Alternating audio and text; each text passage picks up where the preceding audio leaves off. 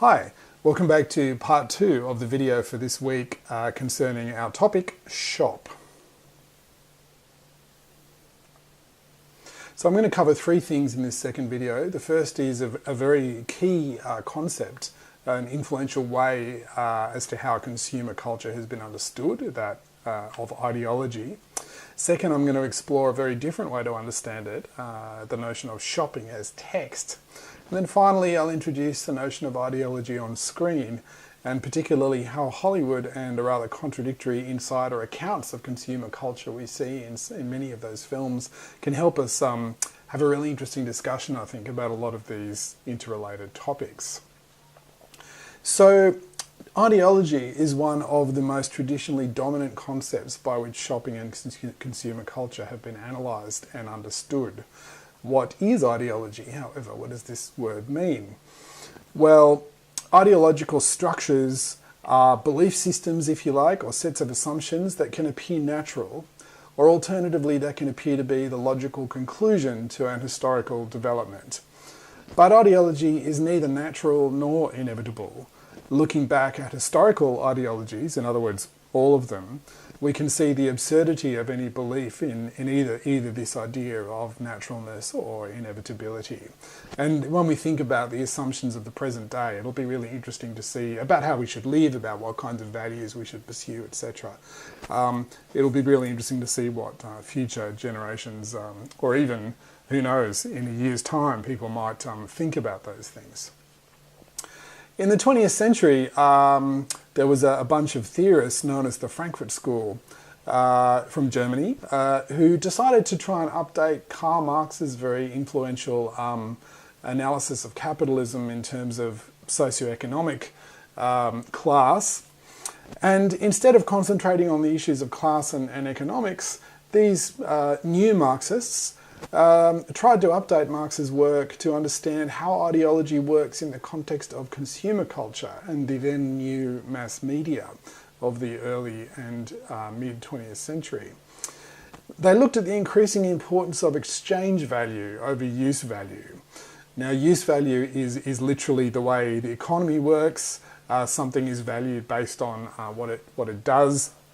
Exchange value, as I'll explore in the lecture, is much more kind of an arbitrary value, really, to do with things like cultural meaning and perceived value. Theodor Adorno, one of the Frankfurt School theorists in particular, offered a critique of what he called pseudo-identity, as sold through, for example, Hollywood stars and their movies, as defined by hairstyles and things like this. He said that these things have started to distract us from broader issues, but also that these very small points of style are now the new exchange value of capitalism.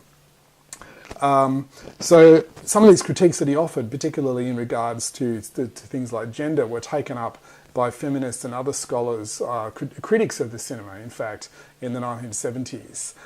He remains, however, a very controversial figure, and in the lecture I'll explore some quotes that give us a sense of why that might be. Adorno argued that cinema, along with TV and radio, was at the very heart of what he and Horkheimer, his colleague Max Horkheimer, called the culture industry, their phrase for how the interests of late capitalism work as extended through culture, where culture is increasingly the battleground of capitalism and indeed ideology. The mass media is the very heart of this, they suggested. So, you know, they looked at television, radio, Hollywood, even things like sunbathing, newspapers, different kinds of music, and they tried to explore these concepts in their diverse work. And again, we'll look at some juicy quotes in the lecture on that. And, you know, the question of hairstyle as a key definer of style per se, and a kind of seduction, quite literally, of the viewer was a key point of Adorno and Horkheimer's as well. And there's 3 different Hollywood stars from different eras of Hollywood that may show that while standards of beauty and definitions of beauty may have changed very slightly, there's in fact also a real continuity there. So Adorno and the Frankfurt School help us understand the move away from use value towards exchange value, an increasing emphasis on small differences and style and cultural knowledge and cachet. This could be the tail fins of a new car. So, you know, you're looking at a new car and while it's mechanically identical to another car, what you're really interested in is what it looks like, or, you know, what the upholstery is like on the inside or something. Or, as I've said, a Hollywood star's hair as indicative of her personality, whereas her personality might be extremely similar to the last one, just as her hair is, etc., etc. So we come back to taste then here. Consumption itself may be distasteful, but my consumption is taste. So, you know, we all like to look down on the consuming habits of others, perhaps, when we don't value their taste. Somehow we like to think that our consumption habits are a little bit different, perhaps, because we like our own taste, quite literally. So it's interesting how Adorno ends up at a slightly similar point to that of Pierre Bourdieu, the famous French sociologist, that I'll talk about a little bit in the lecture as well on taste. So understanding consumer culture as shopping as text is a very different way to the notion of ideology to understand this. This notion of shopping as text emphasises ambiguity and potential agency much more than the models that emphasise ideology. How much agency do we have when we go shopping? So according to ideology models, very little. In this model, rather more. So to what extent is our forging ourselves through consumption thereby affected by the ideology of consumption itself? So for someone like Adorno, those two things would be intimately connected. For the understanding I'm exploring now, there may in fact be a bit of room between them. So what is the concern that the films discussed this week, that I'll explore in the lecture and briefly introduce in a couple of minutes, and indeed much writing around these issues have with consumerism and shopping. So again, this kind of tension and also this pleasure. In a famous essay called Reading the Shopping Mall, John Fiske argues that shopping is a complicated act of negotiation between what may be designed by producers or shops and indeed capitalism itself as a setup whereby we obediently come in and buy the right things. That's on the one hand, versus what we as shoppers may actually do. So that's the space that someone like Fiske is interested in. Yes, on the one hand, there's big capitalism, it wants us to buy everything, but we actually have quite a bit of wiggle room, you know, that no one's forcing us to actually do that. So for Fiske, popular culture is a subverting of the system from within, not challenging capitalism in a sort of radical way, but and not challenging consumerism either, but instead constantly challenging producers through acts of appropriation. So using things and consumer items and experiences in ways for which they were not designed, or more simply, just being disobedient consumers. So, for example, you know, not going to see a big Hollywood film when it's marketed to us. And indeed, 9 out of 10 big Hollywood films fail at the box office, which for Fiske, I think, would be a sign that there's a lot of agency there for the consumer. And there's a gap between what capitalism wants and what the act of consumption can do.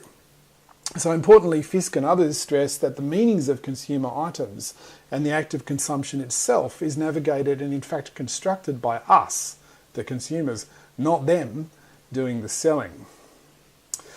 So finally then, ideology on screen and shopping on screen. Hollywood and the contradictory insider accounts of consumer culture. So I want to end with the question of cinema and films as complex examples of consumption and ideology. Ideology is an important concept within film studies, in part due to the repetition of certain identities, types of protagonists and stories. Hollywood posits inherent naturalness, for example, to things like heterosexuality, and even today nearly all Hollywood films feature primary or secondary subplots that are basically heterosexual love stories or relationship scenarios of one kind or another. And, you know, we could go on, you know, all the kinds of the fact that Hollywood movies nearly inevitably feature white protagonists, and most of the time, even until very recently anyway, they've been male protagonists, etc., etc. Even more than this, though, how is such an ideology stressed through a narrative film? The role of both the protagonists, you know, who stars in the movie and what they do, etc., who's usually the hero. But also the endings of the movies are really crucial here. So what do the movies seem to affirm as the right order of things? What constitutes a happy ending in a Hollywood movie?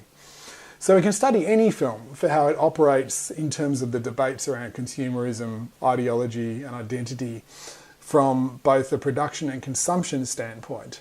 So who made the films and how we're consuming them, etc. Today my examples, however, are films that offer variously critical comments about the role of consumerism in American life from within a context, Hollywood of course, that, as Adorno but many others have argued, is itself a crucial site of consumerism and the ideology of consumerism itself. So, really putting it bluntly, how is it that such films can critique consumerism while exemplifying it themselves as consumer products for which we pay, but also often glamorous texts that propagate standards of beauty and behaviour, etc. So the contradictions here are really fascinating and rich, I think, to sort of think through. Is this an inherently contradictory and hypocritical stance for these films to take? Or does it reveal certain truths about reality in a capitalist society? In other words, are these films proper symptoms of our history and our inherently conflicted relationship to shopping? So these are the films that we're going to watch or have a little look at. Double Indemnity, a classic film noir from the 1940s with a really wonderful supermarket sequence. Another supermarket scene in The Long Goodbye, a more ironic a kind of commentary on the banality of consumerism. Then we're going to look at a kind of horror film that's about where consumerism becomes all pervasive. And then finally, the Lego Movie and its kind of upfront critique and yet concurrent kind of selling of the consumer act. Thanks very much for listening, and for more on all of that, be sure to listen to the lecture. Thanks a lot. Bye.